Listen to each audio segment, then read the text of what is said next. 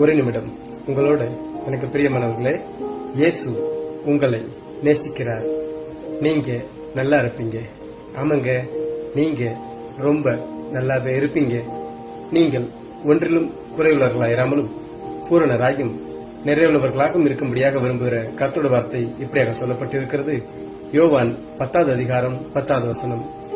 நான் உங்களுக்கு ஜீவன் உண்டாயிருக்கவும் நீங்கள் பரிபூரணப்படவே வந்தேன் என்று ஆண்டவராக இயேசு கிறிஸ்து சொல்லுகிறார். ஆமேன். ஆமாம், எனக்கு மிகவும் பிரியமானவர்களே, நீங்கள் பரிபூரண வாழ்வீர்கள். ஆமாங்க, ஆண்டவராகிய இயேசு கிறிஸ்துவை சொந்த இரட்சகராக, சொந்த தெய்வமாக, சொந்த தாய் தகப்பனாக ஏற்றுக்கொண்டிருக்கிற நீங்களும் நானும் பரிபூரண வாழ்வோம். ஆமாம், எனக்கு மிகவும் பிரியமானவர்களே, ஆண்டவராகிய இயேசு கிறிஸ்து நமக்காக தன் ஜீவனையே கொடுத்திருக்கிறார்.